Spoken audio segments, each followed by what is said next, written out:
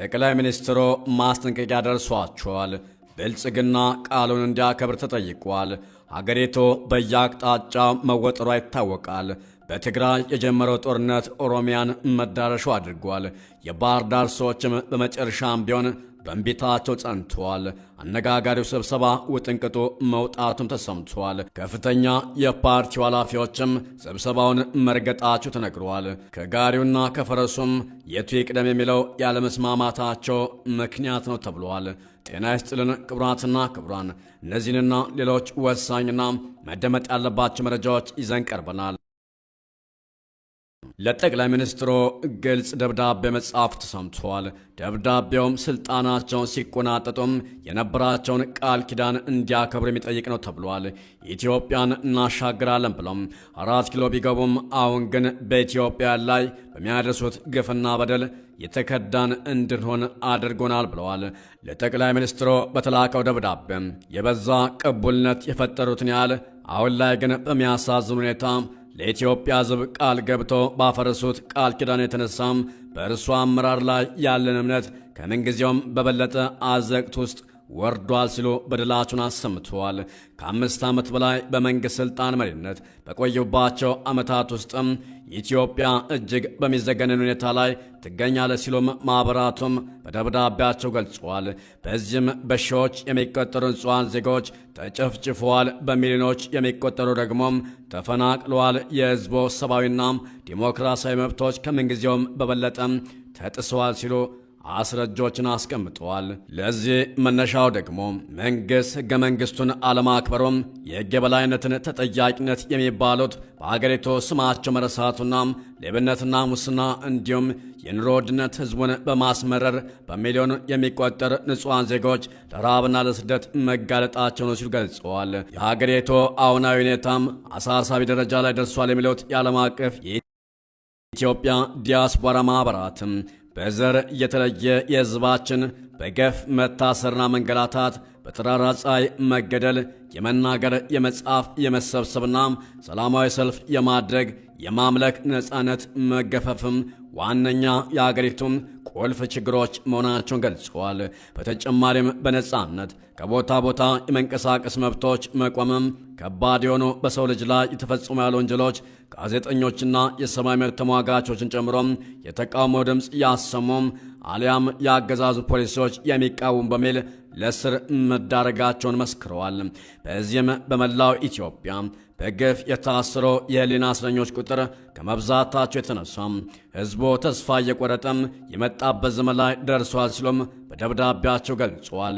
የሕዝብ ተወካዮች ምክር ቤትን ወደ ጎን በመተው ተቃዋሚ የሚባሉትን ጥቂት ድምፆች ለስሙ እንኳን ሳያዳምጡም በአንገብጋቢ የአገር ጉዳዮች ላይ እንደፈለጉ በግሎም ውሳኔ ይሰጣሉ ሲሉም ጠቅላይ ሚኒስትሩን በደብዳቤያቸው ሞግተዋል። በዚህም ህወሓት የፕሪቶሪያውን የሰላም ስምምነት በግልጽ የጣሰበት ባለበት ወቅትም የ4 ኪሎ አስተዳደር የህወሓትን ወንጀለኛ ድርጊት መልሶ ለማቋቋምም በትጋት ሲሰራ እያየ ነው ሲሉም ተቃውሟቸውን ለ4 ኪሎ ቤተ መንግሥት አስታውቋል። የወሎ ዓመትም በኦሮሚያ ክልል በዜጎች ላይ የሚደርሰውን ብሔር ተኮር አስከፊ ጭፍጨፋ ለማስቆምም አለመቻሉና የኦሮሞ ብልጽግና ኦነግ ሰራዊት ጋር መነካካታቸውን እያወቁም ባለማስቆምም እጅጉን አዝነናል ሲሉም ለጠቅላይ ሚኒስትሩ በላኩ ደብዳቤ አሰምተዋል። በተመሳሳይ በሰው ልጆች ላይ አሰቃቂ ወንጀል ሲፈጸም ሴቶችን፣ እናቶችና ሕፃናቶች ሲደፈሩም ከእርጉዞች ጽንስ በሳንጃ እየወረዱ ሲያርዱም ወንዶች አንገታቸውን ሲቀሉም በአንድ ቤት ውስጥ በማጎር በሳት ሲጋዩም እንዲሁም ሌሎችን ወንጀሎች እያየም መንግሥት መፍትሄ አለመፈለጉም በእጅጉ አሳዝኑናል ሲሉ አስታውቋል። በተመሳሳይ በአማራና የኦርቶዶክስ እምነት ተከታዮች በጉራጌና ጌዲዮ እንዲሁም በሻሸመኔ ነዋሪዎች የደረሰውን ግፍ አለማስቆመውና ወንጀለኞችንም ለፍርድ ማቅረብ አለመቻሎም የመንግሥቱን ተባባሪነት የሚያሳይ ነው ሲሉም በደብዳቤያቸው ጠቅሷል።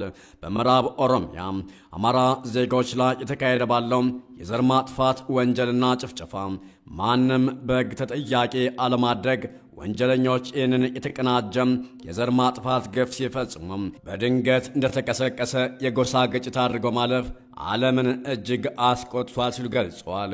ሕገ መንግሥቱን በመጣስም መንግሥት በተደጋጋሚም በሃይማኖት ጣልቃ እየገባና ፖለቲካ የሰነቀረም ብዙ ጉዳት ያደረሰና የሀገራችንን ሰላምና አንድነት በማናጋት ለሕልውናው አስጊ የሆነ መምጣትና የሃይማኖት አባቶችንም መናቅና ማሰቃየት መጀመሩን ይፋ አድርገዋል። በተለይም መንግሥት በሃይማኖት ላይ ጣልቃ በመግባቱ ሳቢያ ሲኖዶሱን ለሁለት በመክፈል በሕገወጥ በተሾሙት ጳጳሳት ምክንያት በሻሸመኔ ምዕመናን ላይ የተደረገው ጭፍጨፋ እንዲሁም የአድዋ ድልን የቅዱስ ጊዮርጊስን በዓላት ላይ ለማክበር በወጡ ምዕመናን ላይም የደረሰው ድብደባና ግድያ በአስለቃሽ ጭስ መታፈንም በቂና በቂ ምስክሮች ናቸው ሲሉም በደብዳቤያቸው አመላክተዋል።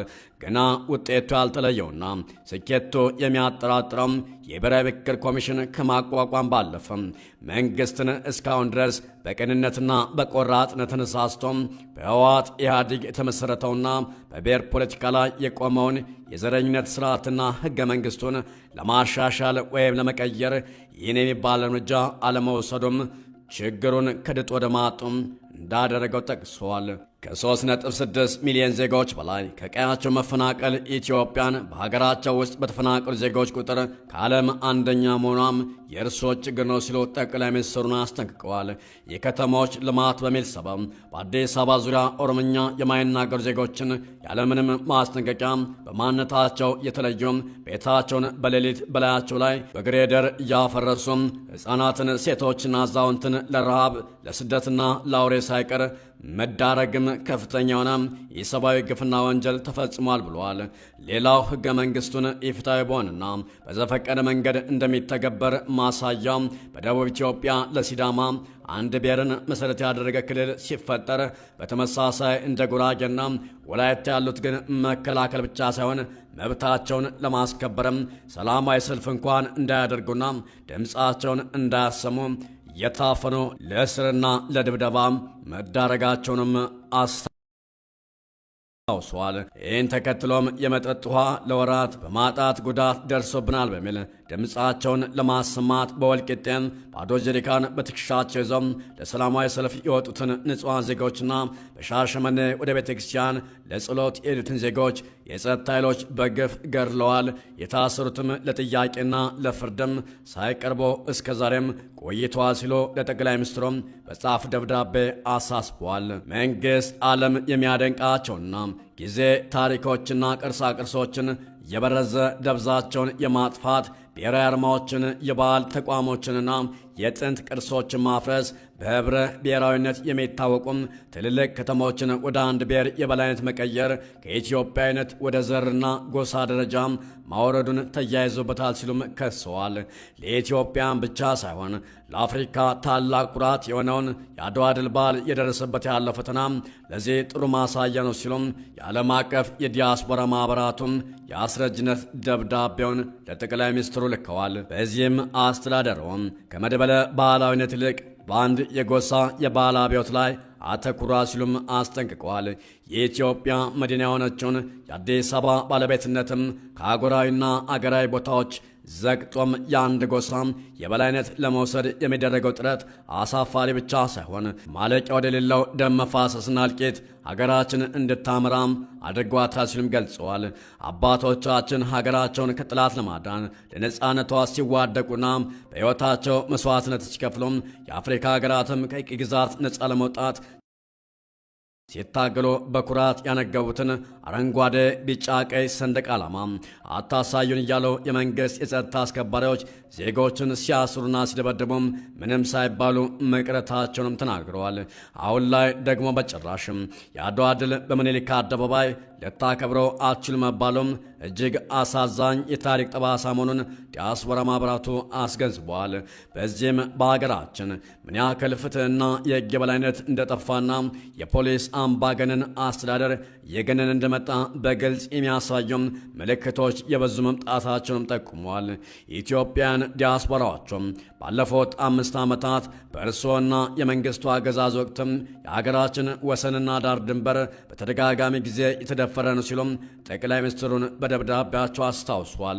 በተለይም በሱዳንና ደቡብ ሱዳን አዋሳኝ ቦታዎች የመንግስትና የሌሎች ኃይሎች ከጎረቤት ሀገር የገቡም ኢትዮጵያንን ማጥቃት የተለመደ በመሄዱ በርካታ ዜጎችን በየጊዜው ሕይወታቸው ያልፋል፣ ንብረታቸው ይዘረፋል፣ ከቀያቸው እንዲፈናቀሉም ምክንያት ሆኗል ብሏል።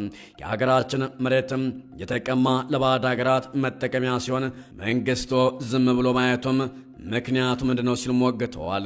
ልክ ከእርስዎ በፊት እንደነበሩትም መንግስታት የእርስዎ ማስተዳደር ለዜጎች የምግብ ዋስትና ለማምጣት እስከ ዛሬ አልቻለም ሲሉ ክሳቸውን አሰምተዋል። በዚህም ከ20 ሚሊዮን በላይ የሚሆኑ ኢትዮጵያውያን በሕይወት ለመኖር ዛሬ የምግብ እርዳታ ቢያስፈልጋቸውም እርስዎ ግን የአስተዳደሩን መልካም ገጽታ ለመገንባት ሲሉም የስንዴ ምርት ወደ ውጭ አገር ለመላክ አንድን ጎሳ በዋስትና ለመሸንገል ሽር ጉድ እያሉ ነው ሲሉ አስጠንቅቀዋል። በመንግስት ውስጥ የተንሰራፋ ሙስና፣ የዋጋ ግሽበትና ወገንተኝነት የእርስዎ መንግስት ምን ያህል ማስተዳደር እንዳቃተውም ቁልጭ አድርገውም የሚያሳይ ነው ሲል ጠቅላዩን በደብዳቤያቸው ሞግተዋል። በዚህም የስርዓት አልበኝነት ባህል እንዲነግስ የሕግ የበላይነትና ፍትህ እንዲጠፉም የበኩሎን ሚና የተወጡ ነው ሲሉም ተቃውሟቸዋል። በመሆኑም የሀገሪቱ ጠቅላይ ሚኒስትር የመንግስት ርዕሰ መስተዳድርና የጦር ኃይሎች ጠቅላይ አዛዥ እንደመሆኑ መጠን በቆራጥነትና በቅንነት ተነሳስተው በማስተዋልም ወሳኝ የሆኑም መፍትሄዎችን መውሰድና በቶሎ በሥራ ላይ መዋል ካልቻሉም በዓለም ላይ ራሷን ለማጥፋት የምትጓዝ ብቸኛ ሀገር ኢትዮጵያ ትሆናለች ሲሉም አስጠንቅቋል።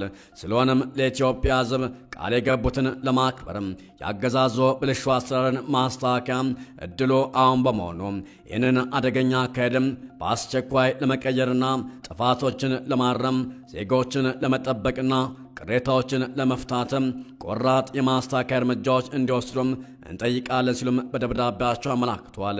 ዛሬ የመንግስት መቀጠል ብቻ ሳይሆን የኢትዮጵያ እንደ ሀገር የመቀጠል ህልውና አደጋ ላይ ናት ያሉት ዲያስፖራዎቹም አስተዳደሮ ኢትዮጵያን ካስገባት ከዚያ አጣብቂኝ ጨለማም ለማውጣትም እድሉም በእጅ ነው ሲሉ ለጠቅላዩ ምክረ ሀሳብ መስጠታቸው ተገልጿል። በመሆኑም በሰከነና